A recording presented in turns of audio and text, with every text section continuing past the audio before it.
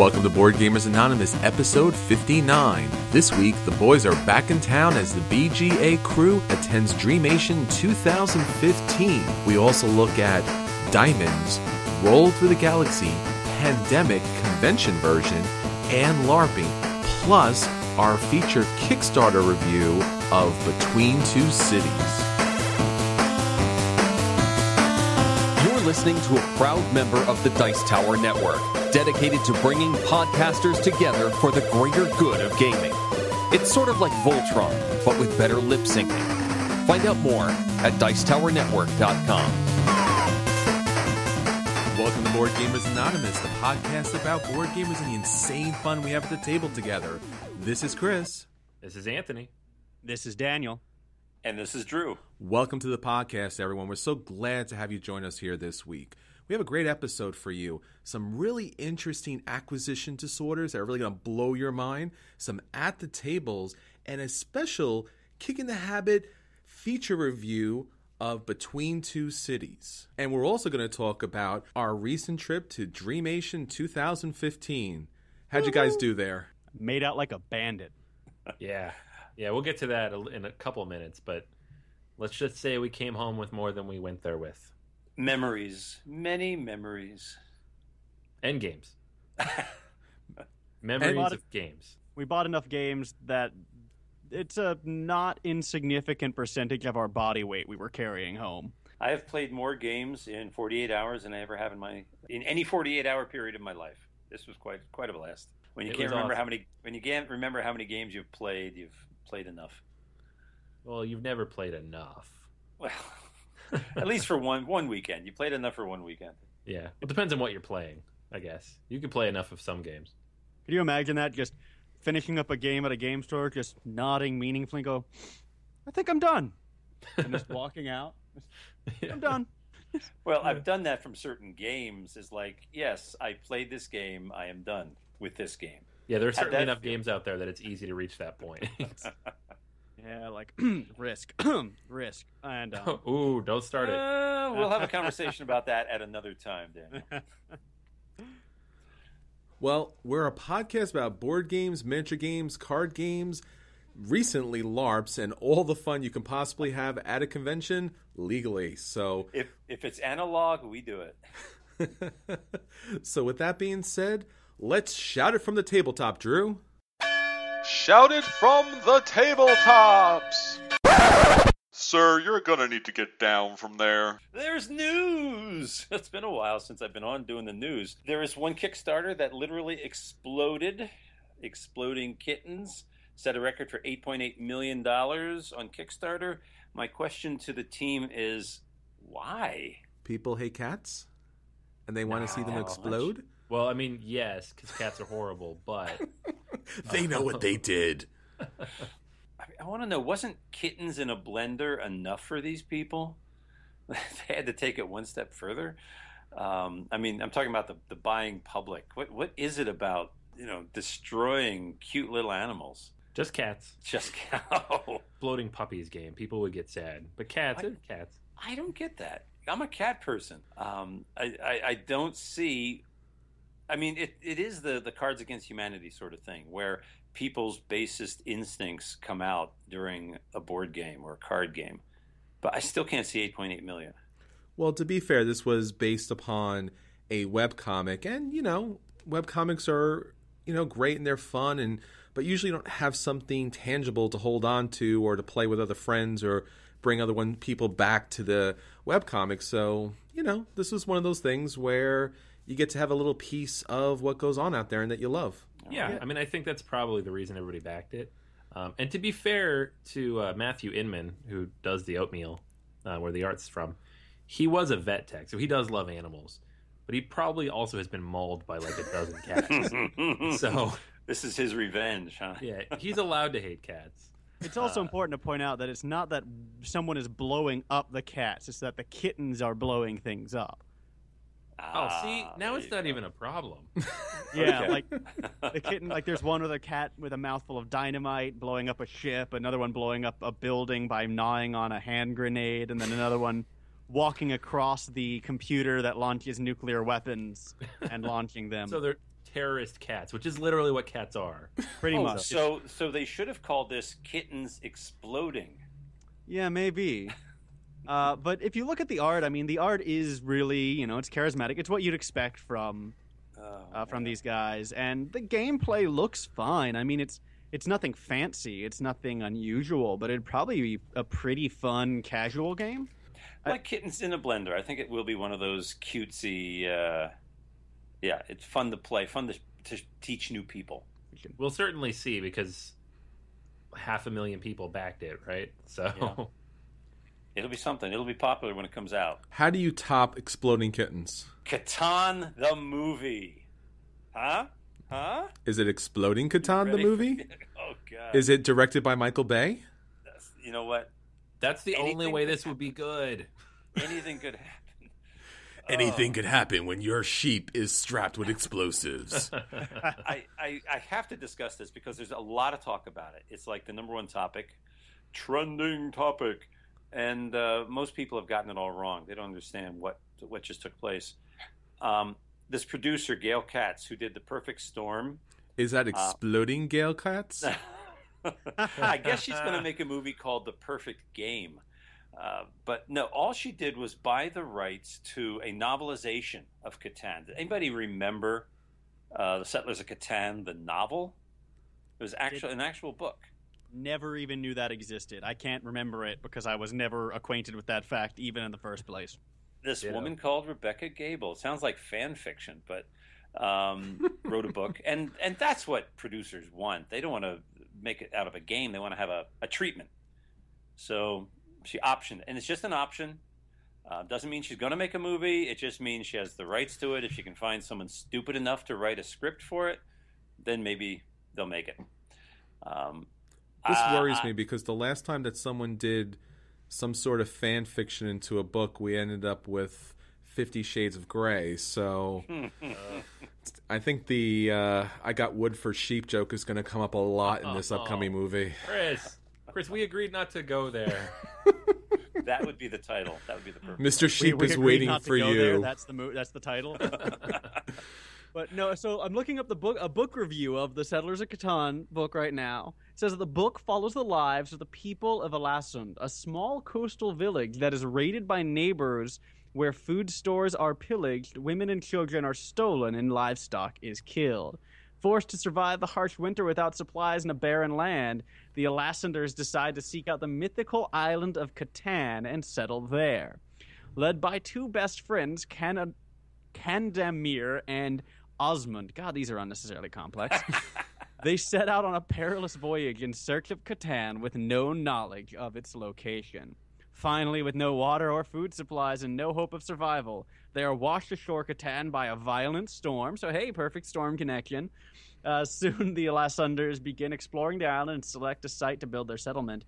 As they go about establishing their society, conflict arises. Should they adhere to the old customs and traditions in a new land? I don't know. Should they? I don't know. I think they should probably adhere to them until they get an expansion and then not adhere to them at all. I want to know which one of those characters turns out to be the robber. I was just thinking that. Also, where did all these sheep come from? Why does the ground just keep spitting sheep out at people? Well, if cats can explode, the ground can spit out sheep. I think that's basically how it works. It's a logic puzzle, right? Yep. I can think of better games, but it gives it. Sorry, Drew, don't try to rack your brain. It's like Exploding Kittens. The more you think about it, the harder it hurts your head. Let's move on to something else, Drew. What else you got for us? Quick bit of news. We've heard a lot about the problems on the West Coast with shipping games. So companies like Fantasy Flight have had problems fulfilling orders because shipping was held up. They just, I guess a few days ago, had a new contract with a longshoreman on the West Coast. So ships are being unloaded. Board games first. They're unloading those board games first from those ships. That's a priority to them. And yeah. It'll get caught up sooner or later. What I found interesting was at Dreamation, I was talking with Steve Bonacore, the owner of Stronghold Games. Stronghold Games, yeah. Mm-hmm. Our friendly local publisher. He ships like 80% from Germany is where he gets his stuff. But he said there's like 20% from China, but he has everything shipped through the Panama Canal. So he didn't get hit by it. It wasn't a problem. Of course he didn't get hit by it. He produces Panamax. I He know. knows exactly how to get those ships through. And that just got me to thinking, did he come up with a deal with the country of Panama to like, hey, I'll make a board game about the canal if you let me ship these for free? I don't know. It's a pretty good deal, but It's possible. He said it's worth it, not avoiding the log jam that always happens on the West Coast. There's always problems getting things in. Fantasy Flight has problems a lot too. And I know I heard the same thing on a number of different Kickstarters, that all of the different designers and publishers are sending out information and updates about their current shipments. So a lot of those shipments are delayed. So while you're waiting for your games to come from these other publishers, go buy a game from Stronghold Games. They'll give you whatever you need.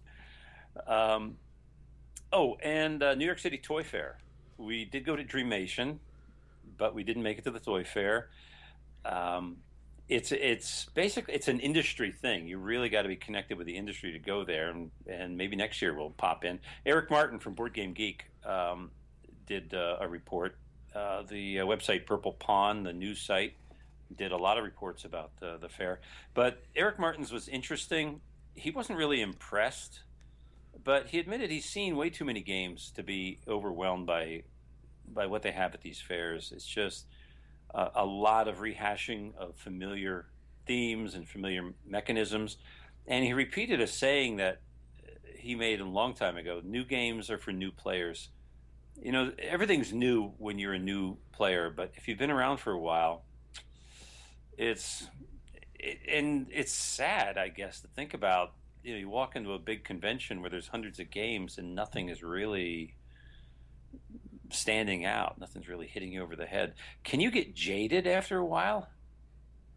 Well, coming from a convention full of games, no. Well, we don't have as much experience as Eric Martin has, but will we get to that point? No. And if Okay. it's possible, fortunately, that's like 0.001% of the population. Most of us can enjoy these games for the rest of our lives. See, look, I feel for Eric, and if he wants to turn over his toy and game collection to me, I would be completely fine with that. Eric, we are here to help you. We understand the board game addiction. First step, give all your board games to Board Gamers Anonymous. We'll take care of them. We'll break you from that habit. Oh, before he gets mad at me for misrepresenting him, he still enjoys the games. He still likes. No, Drew. You don't have to say that. You don't have to make that up for him. He can send us the board games. We're cool with that. But he's always looking for the next big thing, and it's rare that something like that comes along. Yeah. So That's true. Hopefully, Fair enough. Yeah. Hopefully, we'll see that more and more. And finally, quick announcement: April 11th. Mark this on your calendars. International Tabletop Day, 2015. My question, when I hear about that, is why isn't every day Tabletop Day? Huh? Come on. Well, it is with us, so we're fine with that. I could not figure out who actually does this. Is this a Will Wheaton thing, Tabletop? Yes. Absolutely. It is strictly from him. And the fact that it's international. I know that in the fall that the American Library Association does a board game day at libraries.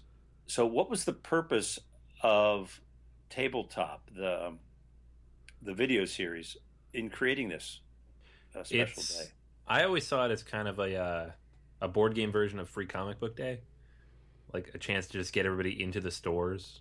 It's kind of supporting the local game store because they send those kits out. They have tournaments. People come and they get free stuff. Cool. That's always how I viewed it. All right. Well, I moved to Bennington, Vermont. They have a local game store, Gamers Grotto. I'm going to talk with them about it and see what events that we can start up here.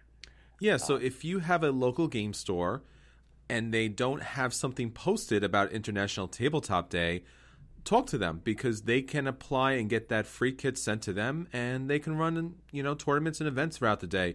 It brings a lot of people in. It's widely advertised, and it's a good day to bring people in who normally wouldn't come in to play games. All right, we will make a special thing about that, but remember, every day is Tabletop Game Day. Absolutely. I wish. Sad voice. All right, so this past weekend we had the opportunity to get the whole BGA crew together for gaming, which was great. And actually, we got to see a lot of you down at the convention. It was a lot of fun to get a chance to play with each and every one of you, and what a great time. There was gamers everywhere. It's just such a strange kind of vision to walk down this beautiful, extravagant hotel and just randomly see people playing board games, on the floor, at the bar, at a random table near a elevator, just in the middle of nowhere, and then to see all these other hotel guests kind of walk around and kind of look at us funny, because some of us was cosplaying, some of us were LARPing, so it was really a really fun and great time. So there was a lot to talk about there, and our thanks to Vinny and to Mark, who were running this. Double Exposure did an outstanding job. Fantastic. And can't say enough about that. So, Drew, what do you think about this, Dreamation 2015? Give me your feelings here. Okay, it was my first actual big convention, so I was impressed with the organization and how easy it seemed like that it was pulled off, and everybody was comfortable. Everything went off without a hitch. I was also impressed with the fact that the company running it, Double Exposure, has now built up to 4 conventions a year. Each convention has a different focus, has a different angle. And I thought that's really cool, appealing to all segments of the gaming population. Very impressed with how big that organization has become. And how about you, Anthony? What did you think about the convention? I got to meet a lot of really great people, got to learn a few new games. Everybody was so nice. Like, there was no awkwardness or weirdness, or everybody was excited to meet other people and hang out. It's not, it's not your typical situation. Everybody's there for the same reason. So it was fun to hang out with those people who were in the exact same experience as me. A lot of fun people that we met, some people who taught us some awesome new games that we'll talk about later. Vinny and Mark were fantastic. Mark was a trooper with that 4-hour auction set. Jeez, man, what a great job. 4 hours, yeah. Yeah, that was, and we were there for maybe 2.5, 3 of that. So he was not letting up at the end. He was ready to keep rolling. So that was fun. So it was a lot of fun, and I look forward to future conventions, meeting more people, getting a chance to bring BGA with us. This time we were kind of just hanging out and playing games, but of course we were representing for BGA. But it was a chance to get together for the first time in a long time, and had a lot of fun. And Daniel, how about you? That was your first big convention, right? Yeah, it was my first big-time convention, my first convention of any kind, really. I mean, I've done some academic conferences before, but that's a very different atmosphere, right? And usually, you guys know this about me, big groups of people I'm not super comfortable around. But, I really felt okay there, right? It was really just a good group of people, and not just that, but people were willing to give you space if you needed it. And people were very respectful and very nice, even though there was a lot of people trying to use the same space. We played a lot of good games, got to meet a lot of fun people. A special treat for me was meeting Luke Crane, who's the designer of 2 of my favorite role-playing games, Burning Wheel system, which is complex and a little baroque, but amazingly sophisticated and really one of the most interesting worlds I've seen in the role-playing game. And then Mouse Guard, which is a lot simpler and cuter, but really just a fantastic game. It's kind of like a Redwall sort of game where you really get the feeling of what it would be like to be a little mouse trying to fight things like a fox, which is a scary cataclysmic event equivalent to, an elder dragon god. But yeah, so I got to meet Luke Crane, who, as you guys can tell as I'm ranting, is a little bit of my game designer crush. He's one of my favorite role-playing game designers. It's like him and Monty Cook, and then, of course, the elders, Gygax, and so on. I've seen the posters in your bedroom. Yeah. Those are private posters. But yeah, it was really a great time overall. Got to meet some great people, play some great games, and of course, it was very exciting to just sort of bump into Luke Crane and talk a little bit of role-play game design with him. And hopefully I bump into him some more as we keep hitting up this circuit, and we can talk some more. And how about you, Anthony? Did you meet anyone interesting there? Yeah, it was awesome. We met a lot of great people. From Eric, who taught us Roll for the Galaxy and was very, very patient with us. Thanks, Eric. for a good 2 hours. Yes. Fantastic game, by the way. Thank you so much for teaching us how to play it properly. And then JR from Geek Nights, who taught us Courtier, and he was up from Texas, of all places, on his kind of East Coast winter apocalypse tour. I don't know who takes a trip to in February to New York and Boston, but he's a trooper. Yeah, and he came up in the snow, and it was brutal. And we really thank him because, Courtier was a game we really wanted to get to the table, and that was a Philip DeBerry game. So he kind of sat down and kind of ran us through the quick rules set of that. And Geek Nights, man, really, at the last Dice Tower year-end kind of wrap-up, they asked each one of us, what was the most important thing about 2014? And for, our crew, it was about service. The Extra Life event we did in order to raise money for children in need and kind of spread out to the community really made a big impact. And we were so glad to be a part of bringing that out. And that was such a great event, but such a small event compared to the huge and outstanding events that Geek Nights does for everyone out there in the community. They do such good work.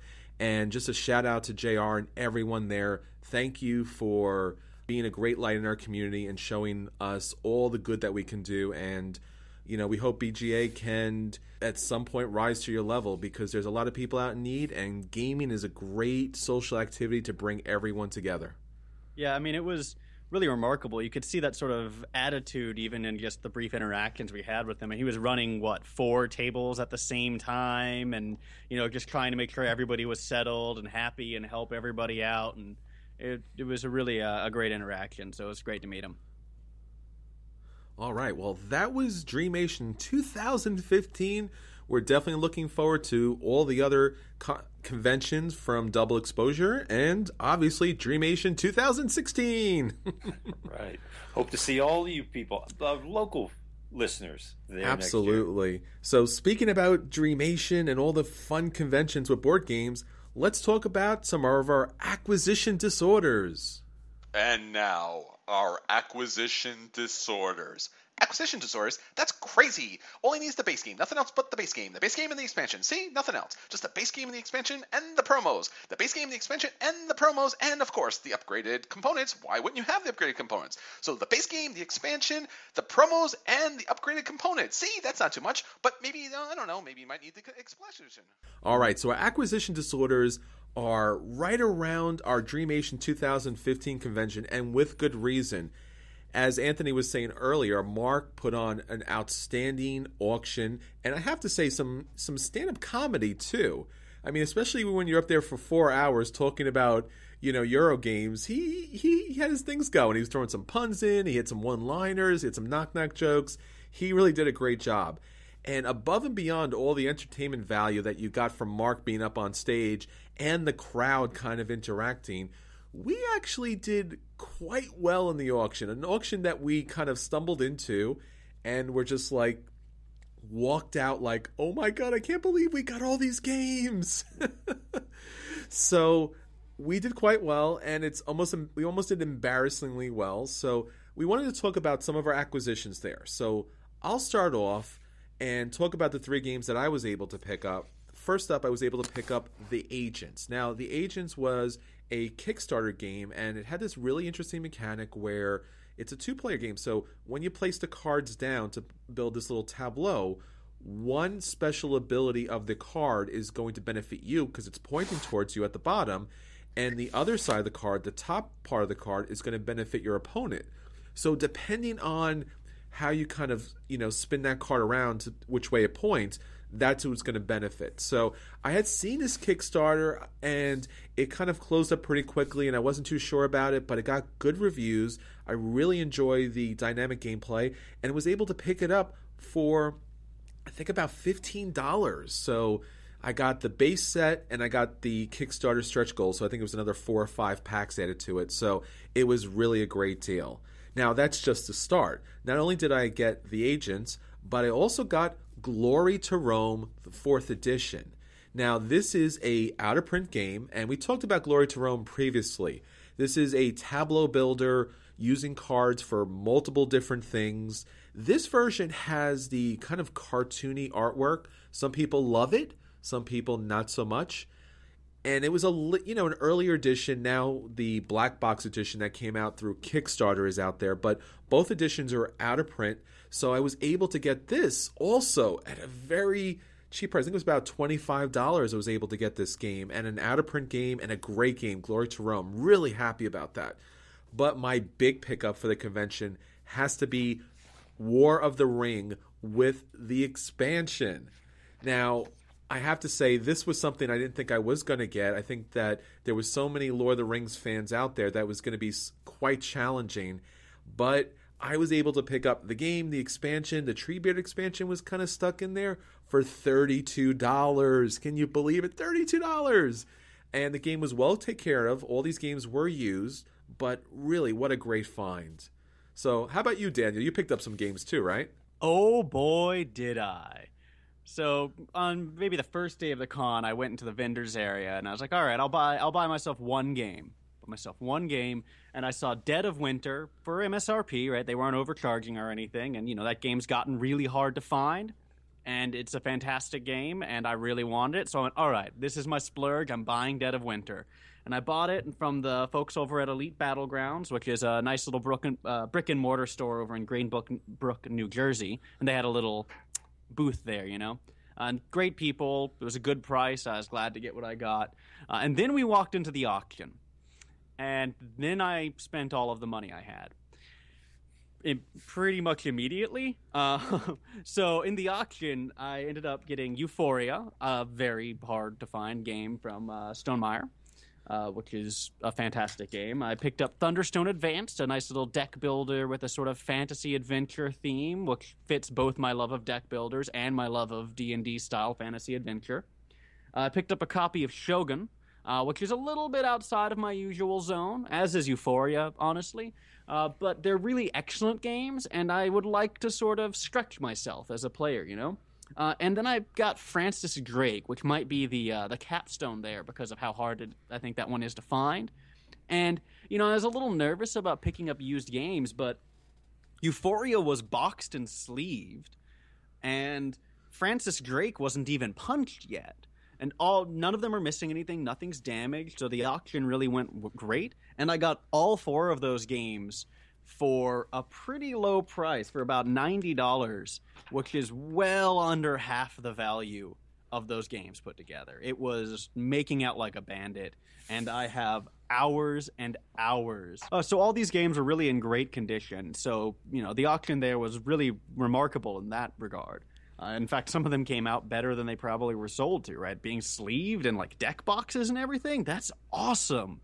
And I ended up getting all 4 of these games for about $94, well under half their value.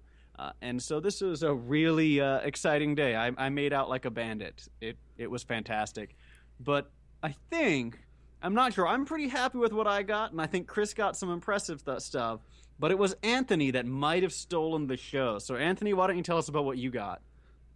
All right. So, I did not come away with nearly as much volume, but I did get the heaviest game that was up for auction. So, when we walked into the room, there was a lot of games that looked interesting to me.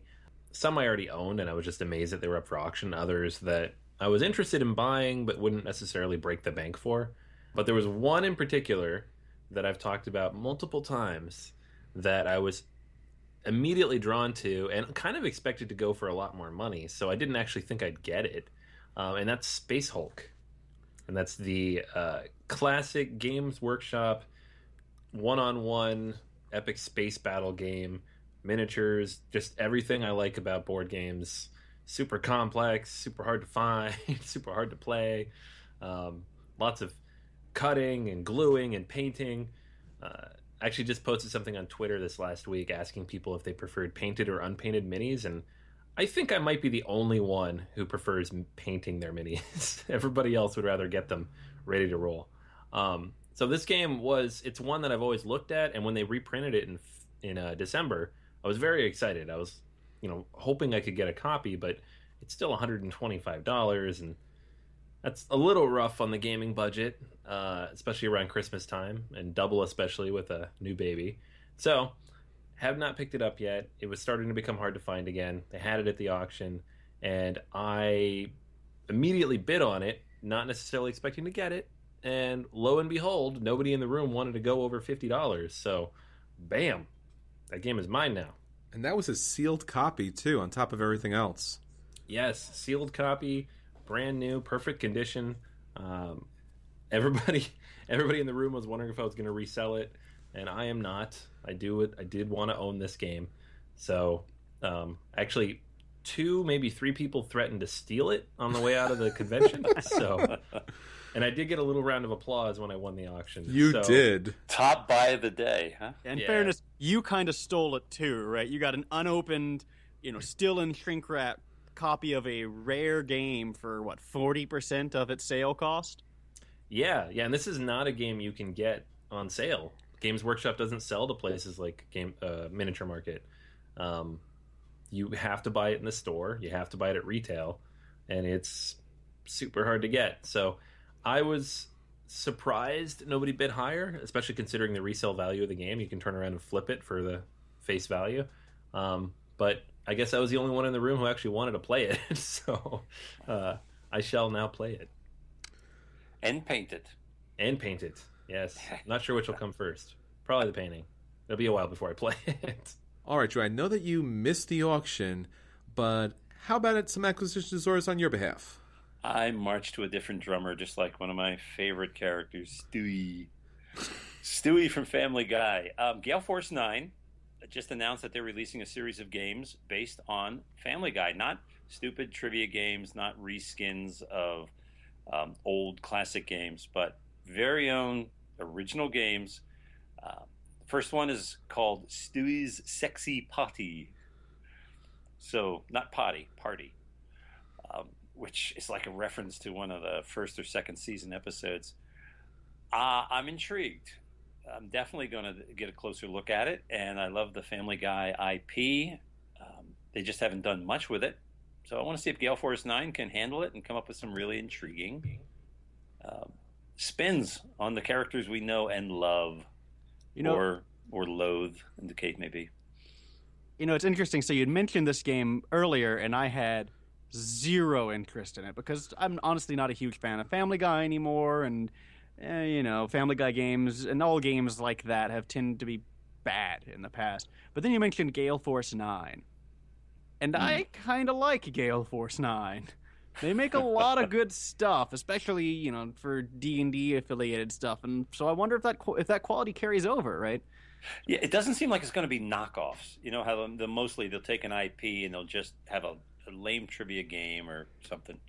No, I'm going to give them a chance. Let's take a look. See how it turns out. Maybe they'll finally be like a decent Family Guy game. Oxymoron? Is that? Yeah, I feel a little nauseated saying that, or like dizzy, I think, but who knows? It could happen. Let's stop talking about the acquisition disorders and let's talk about what's hitting our table this week. And now, at the table with BGA. All right. So, once again, going back to Dreamation 2015, we got a chance to play a lot of great games. First up, let me talk about Diamonds. This is the Mike Fitzgerald trick-taking game that really gives trick-taking a little bit of a boost. Now, you've probably played hearts, you probably played spades or clubs. Diamonds is a little different. Now, it does have that basic trick-taking mechanic where you're trying to take the tricks, and if you do, you'll get a special bonus. In this case, you'll be able to use a special ability. Now, the club, the spade, the heart, and the diamond, they all each individually have their own ability, and their abilities are around diamonds. Now, in the game itself, there are these little kind of plastic diamonds, acrylic, where you're pulling them from a main stash. You're putting them in front of your screen depending on which action you take. But the real best action you want to take is either to pull them from the main stash and put them in your vault, which is the diamond action, or be able to take them in front of your vault and put them in your vault. Because if they're behind your vault, you're going to score bonus points. And that's really what you want. Now, above and beyond that trick taking and the basic kind of manipulation of these diamonds, you are going to be working against other players. So based upon how the tricks play out, if you win all the tricks, then you'll be able to get an additional action based upon if you won the clubs, diamonds, spades, or hearts. Or if you win no tricks at all, you'll be able to take 2 diamond actions, which actually takes those little diamonds and puts them in your vault. So when the game comes to an end, you'll count out the little plastic diamonds in front of your vault. Those will count as 1 point each, and the ones behind the vault will get extra bonus points. It's a light game. It was our card game of the year for 2014 on the Dice Tower. I continue to really enjoy this game. I had some great competition. I had some great people from the Stronghold Knights teaching this game, so thanks to them very much. And I got lucky. I was actually able to win this game. It was my convention win, so it was a great time. What about you, Daniel? You played with me. Did you enjoy the game? Yeah, I really enjoyed it. And I'm a pretty big fan of trick-taking and trick-kicking in general. And I like that they have a way of balancing the game that actually makes it sort of both a trick-taking and a trick-kicking game, right? Where if you're winning all the tricks, you want to keep winning the tricks. But if you haven't won any yet, you really, really want to not win any. So you get 2 free diamond actions when the round resolves. So that was a really good balance. And I like the diamond pieces. They're well made. I do have to say, though, that so in a trick-taking game or a trick-kicking game, you really only have so many pieces to the game, right? So many materials. And the one that you spend the most time with is going to be the cards. And the cards are a little boring. The game is fine, and that's, so if you're not really too worried about that sort of thing, that's not going to bother you. And it doesn't really bother me. It's still an excellent game and still one that I'm honestly thinking about buying myself. But I do wish there was a little more charisma to the cards and, in fact, the little vault shields. I thought they were kind of meh. But it's a great game. It's just a little bland looking. Okay, what I want to know, I don't really care about your opinions. We have an expert of trick-taking games among us that I want to hear what he thinks of this. Anthony, tell us. What's your opinion? Yes, I am an of expert. diamonds? I appreciate that. You should all defer to my opinion on trick-taking games. And in this case, we have a winner. I talked about this a few weeks ago. I played it with Margaret, my wife, a few times, actually.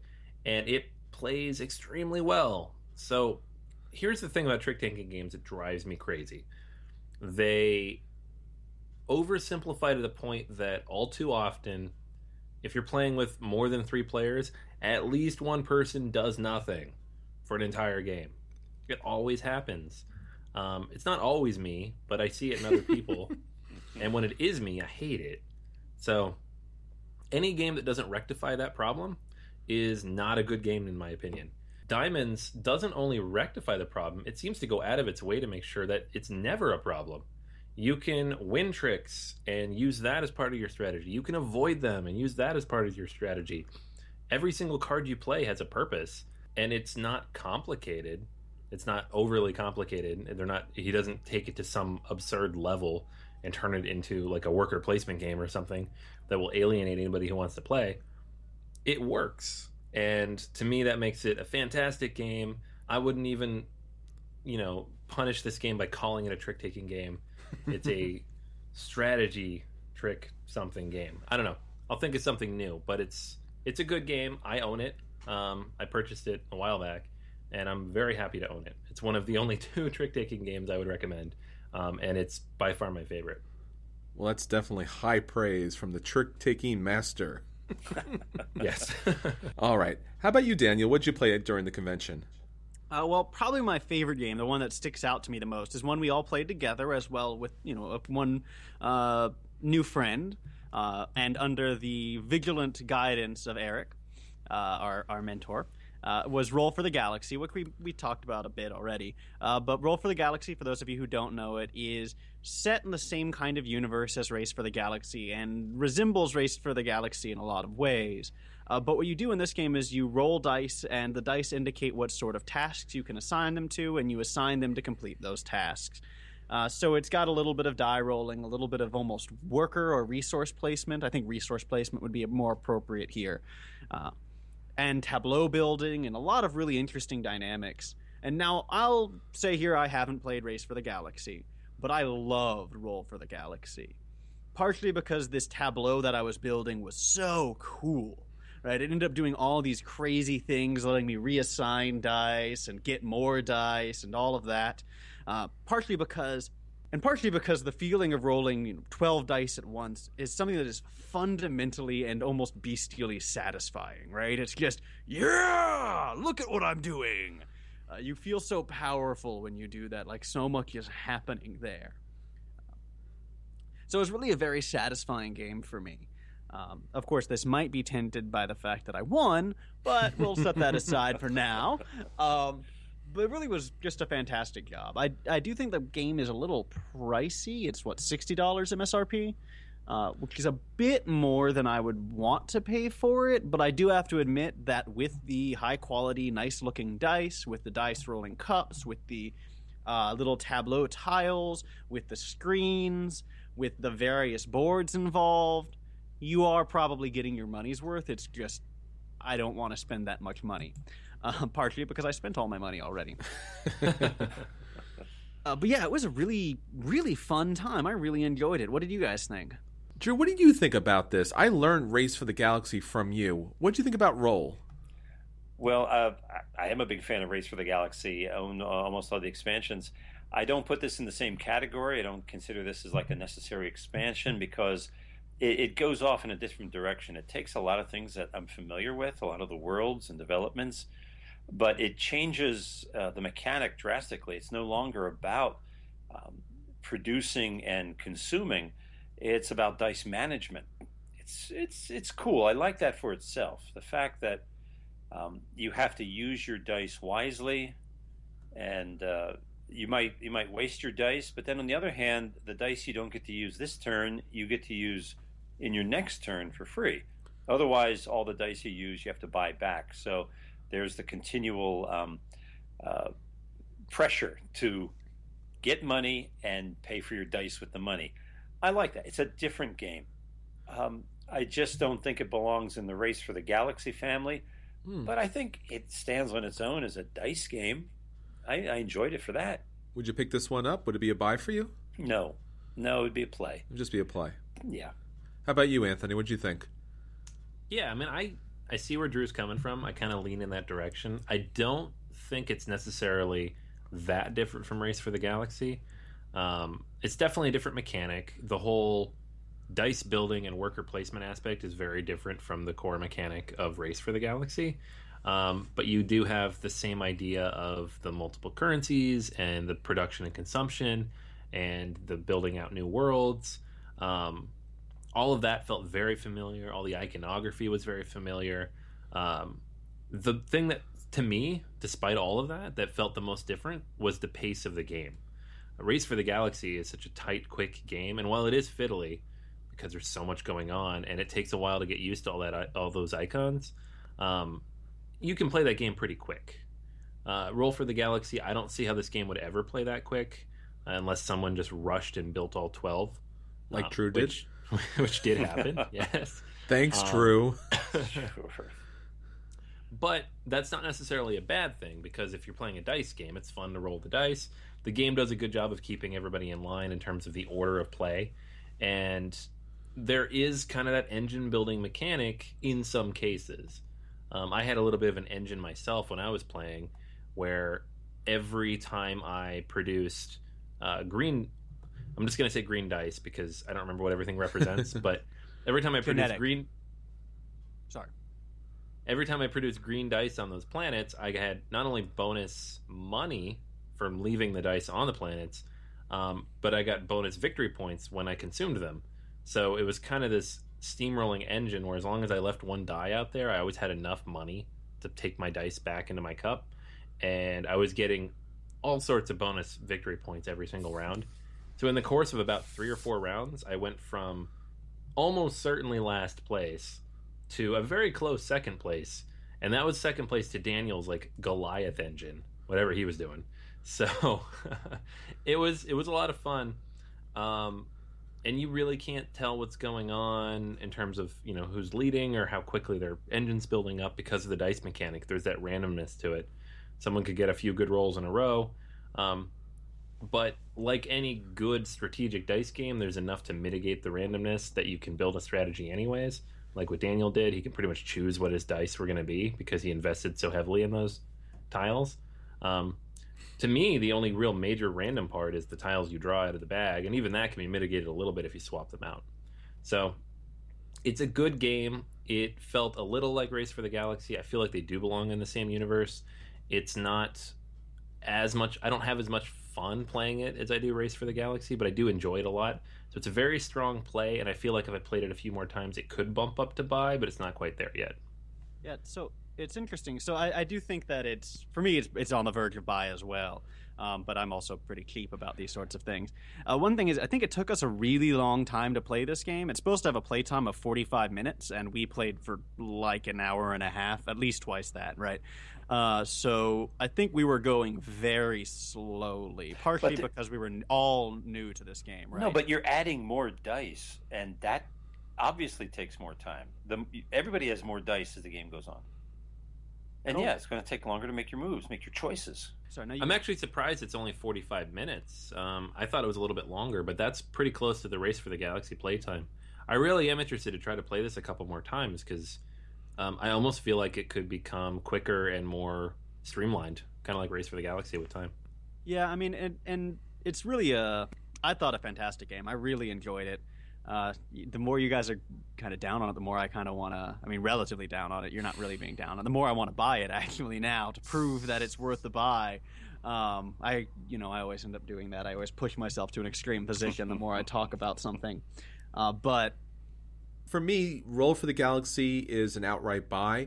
Now, one of the challenges about Roll for the Galaxy is going to be, as Daniel and Anthony said, the price point, because since it does play so closely to Race for the Galaxy, you kind of have to worry about justifying the additional cost here.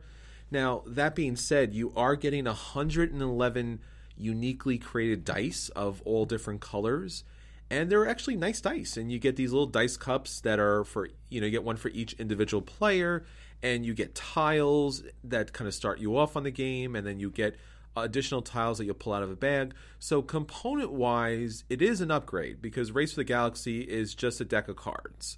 So it's understandable that the price is higher, but, it's going to be a little bit challenging because there is a lot of similarities here, and I don't know if it's different enough, but for me it really is.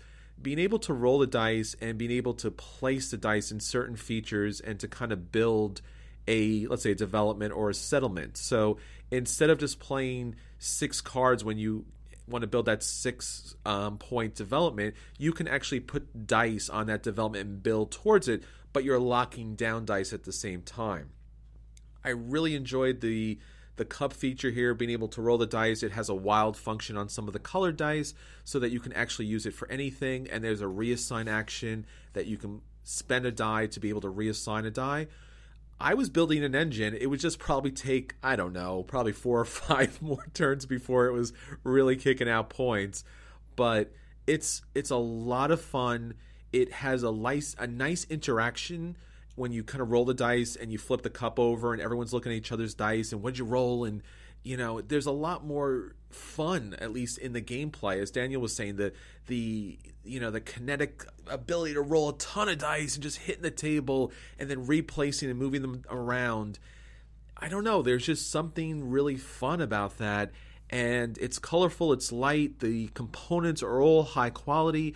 I enjoyed the fact that you started with more of a tableau than you do at Race. Race, you get 1 planet. Here you get a planet, a second planet, and a development to start with. So your alien race here actually has a greater, starting strategy to it, something to build upon.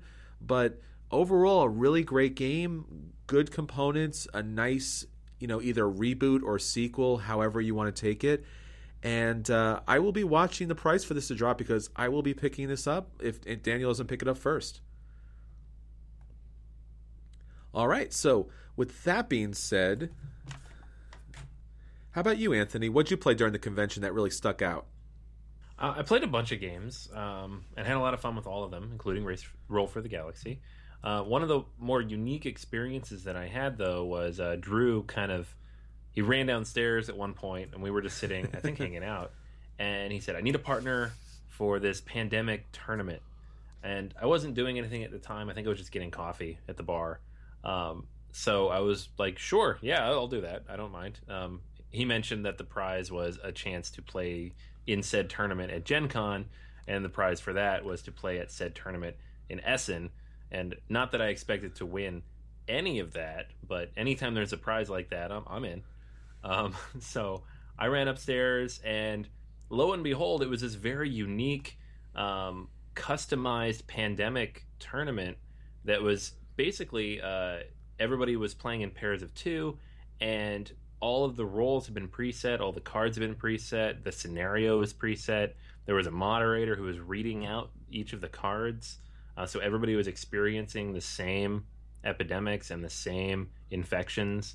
It was very, very cool, just the way the game played out. So it was this kind of tense, Pandemic's already this very tense experience, but it's even more so when you're kind of sharing it with about 20 people, 16 of which are also playing the exact same scenario as you. And it was a lot of fun. So I played the quarantine specialist, which meant I got to basically stop any infection cubes from hitting the board anywhere that I was connected to. So Paris was an amazing place to hang out. And I basically hopped around the board, stopping the infections so that we could focus on curing, because if you got all 4 cures first, you won the tournament, or if you survived the longest. I'm not sure which happened because we were out relatively quickly. second team out. Yeah. So, but we were actually doing really well. We were very close to getting our 3rd cure, and if we had just stopped the outbreak that kind of chained off and killed us off, we would have been in very good position. I'm fairly certain the guys who won this are the guys who had 0 cures and 0 outbreaks when we left. So they were playing the very slow, very careful game, which I find boring. So I'm proud of how we played. Drew, what about you? We tried to do both.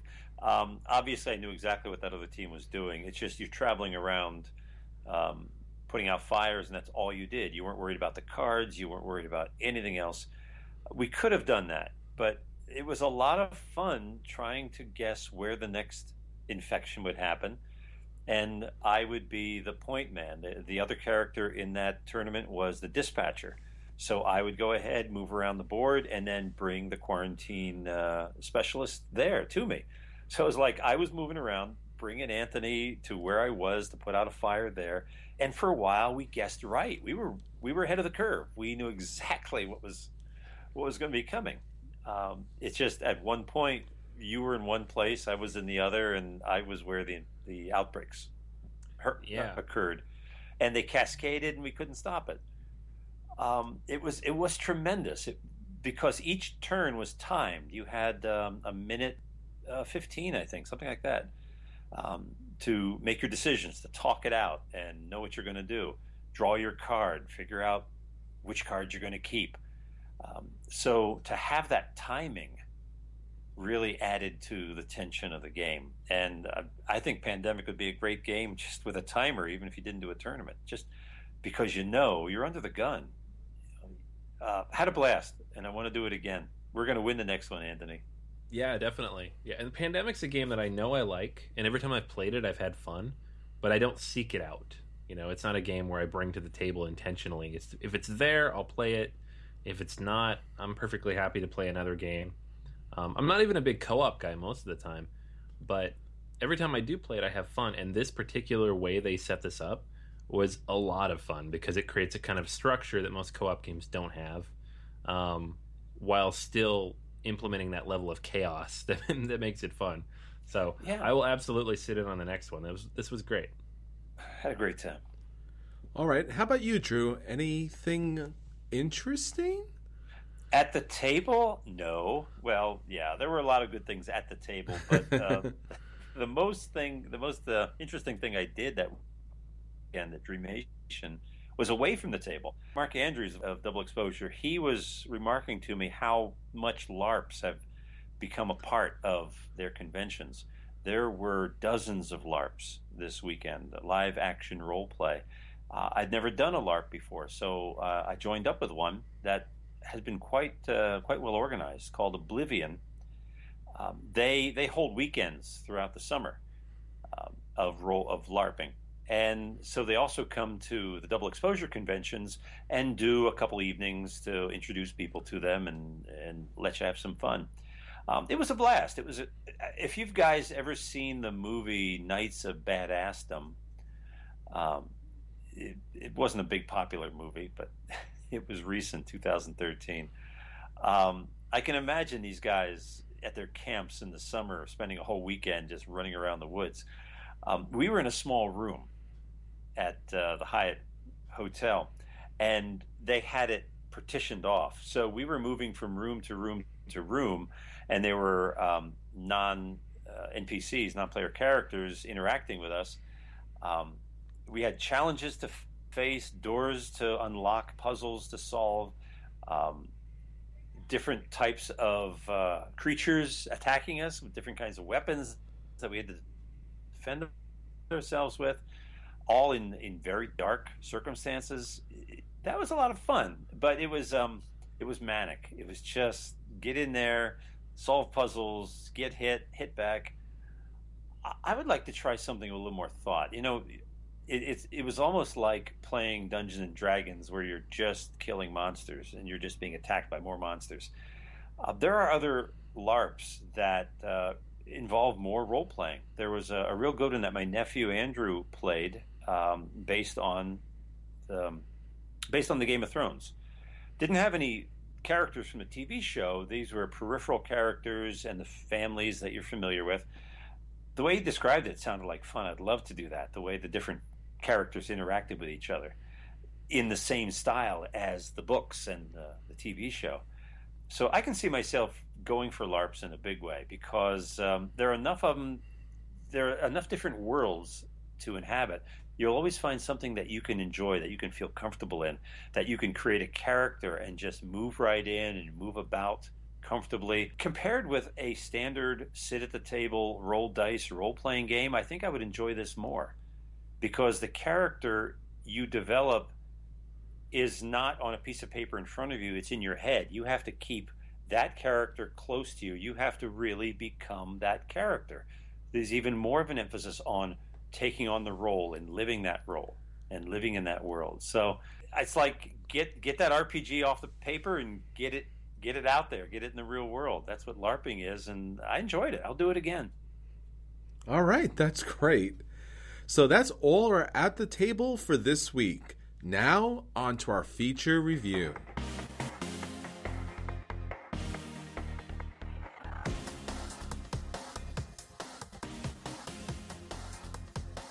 This week we have a special feature for you.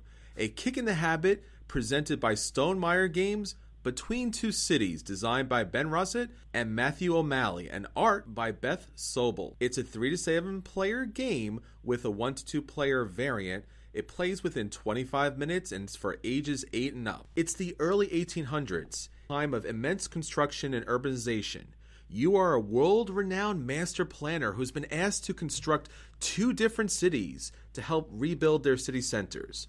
Projects of such significance require the expertise of more than one person, so for each assignment, you are paired with another master planner to execute your grandiose plans. Will your planning and collaborative skills be enough to design the most impressive city in the world? Anthony, we got a chance to play this game at Dreamation 2015, the 4 of us, and then you and I got to play a 2-player version of this.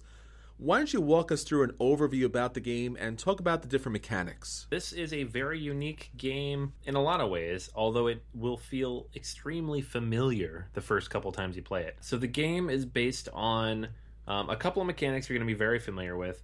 The first of which is this idea of drafting. Everybody starts each round with a hand of tiles. You're going to be drafting them between however many players there are. You're also going to be building out a tableau based on the tiles that you place down. Again, very much like other games you've played, like Seven Wonders or Among the Stars. It's also going to involve a little bit of co-op play, although it's definitely fits into that semi-cooperative angle of things because there is only one winner at the end of this game. And that's where the game becomes very unique. So throughout the game, you're actually building two separate cities, one on your left, one on your right, one with one partner, one with the other partner. And as you draft the tiles, as you pass them around the table, you'll pick two from your hand each time, place them face down. Everybody at the table flips them over at the same time. And then you start discussing with your two partners which of those two tiles is going to fit into your city. And this is where things get really interesting because while you need to make sure that you win, you also don't want your partner to win. So you have to try to make sure everything's kind of balanced on your side. And the tricky part is, while you have two cities, only one of their scores counts, and it's the low score. So it's not going to behoove you to ramp up your score on one side and down on the other. You have to make sure your cities are pretty balanced. So you need to constantly be looking not only at what you're building with your partners, but also what they're building with their partners, and make sure that you are getting the best of the deal. You can't really discuss what tiles are hidden in your hand when you pass them around. So in the drafting phase, you can't say to the person to your left, hey, there's a park in here, so maybe we should make sure we play the parks. But you can discuss openly once you've played your tiles face up what your strategy is or what you want them to think it is. That's a fun part of the game. Again, it's a semi-cooperative game. It's only cooperative in this particular aspect. At the end of the game, only one winner. Another cool part of the game, because of how everything's done simultaneously, is it takes the same amount of time no matter how many players there are, a lot like Seven Wonders. It can go up to 7 players, but it's still a 25-minute game. It's very cool because it's kind of in Seven Wonders, you do end up feeling like things are very insular. You're playing with your own cards. You're not really interacting with other players except maybe the military aspect. In this game, you have to interact with the other players. If you don't, you're not going to build out the city that's the best for you on either side. So in terms of the game itself, mechanically speaking, there are a number of different types of tiles, 6 overall. Each of the tiles has a special purpose. There are shops, there are parks, there are houses, office buildings, taverns, and factories.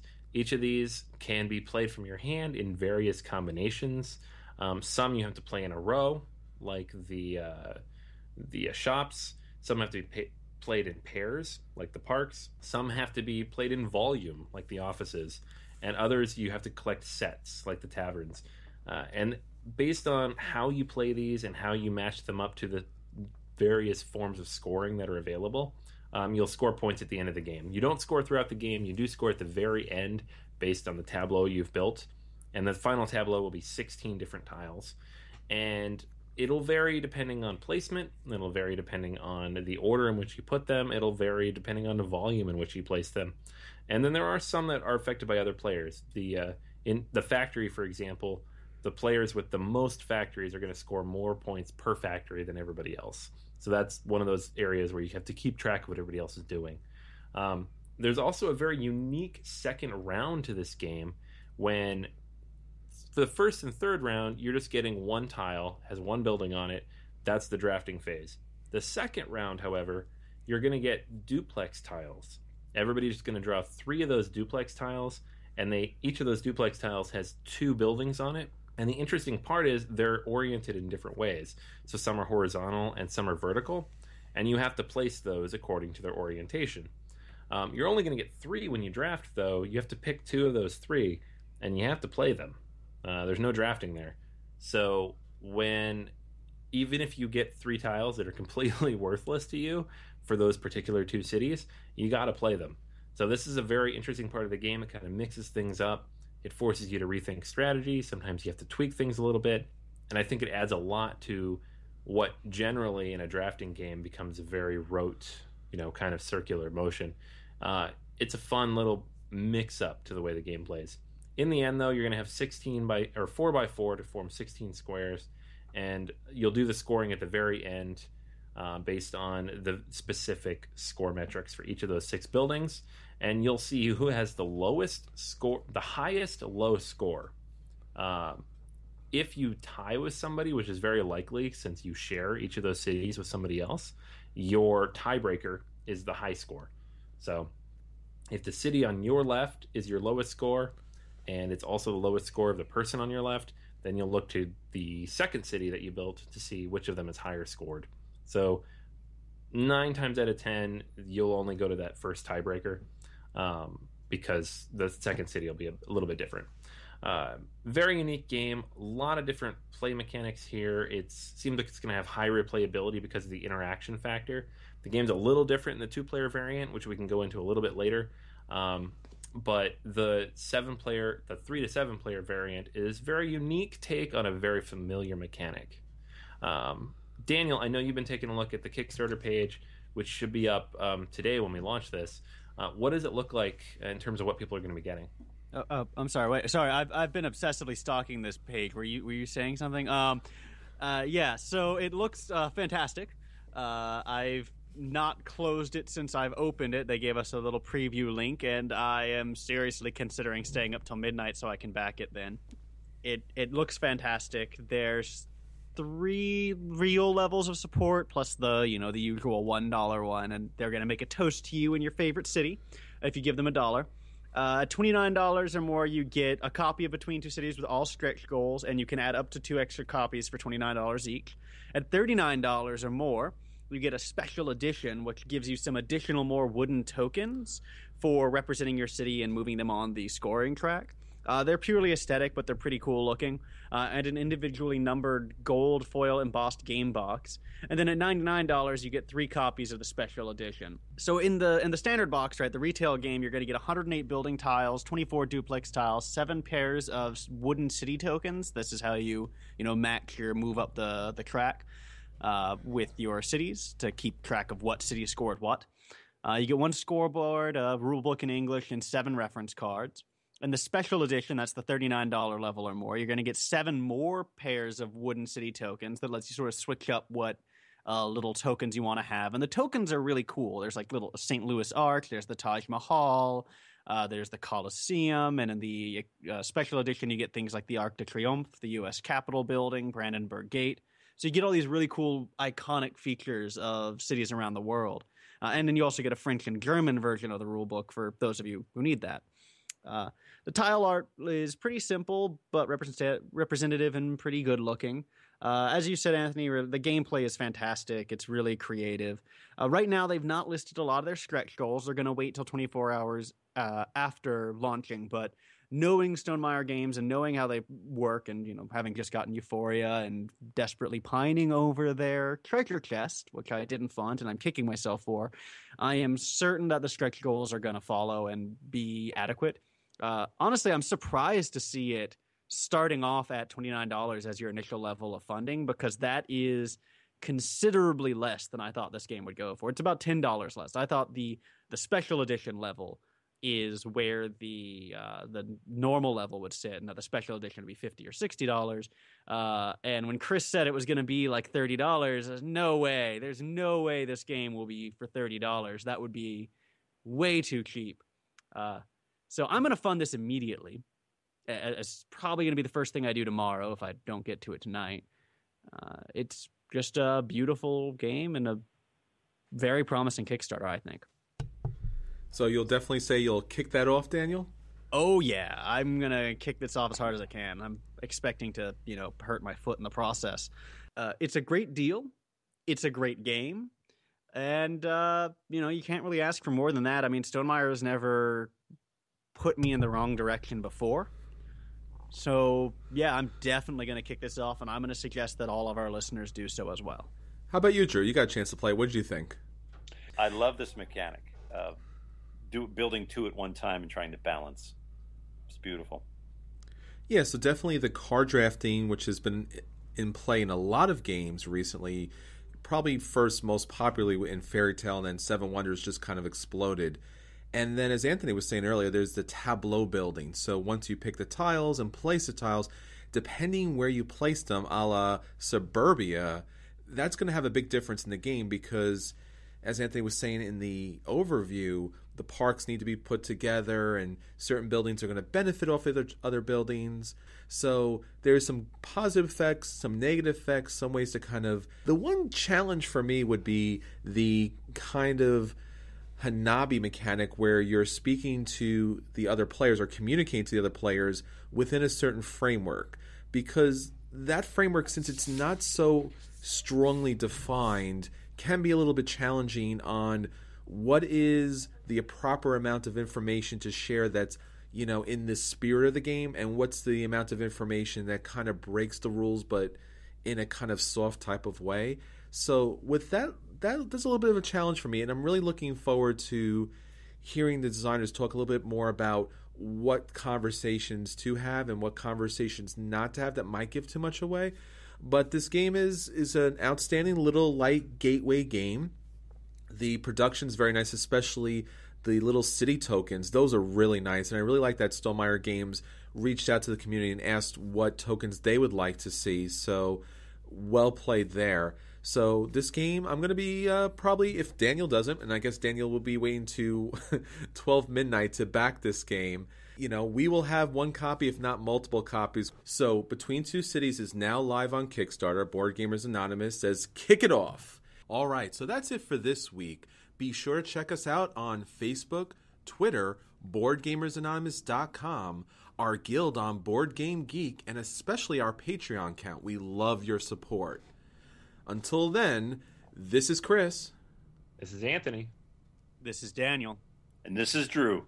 And we'll save you a seat somewhere between our city and yours.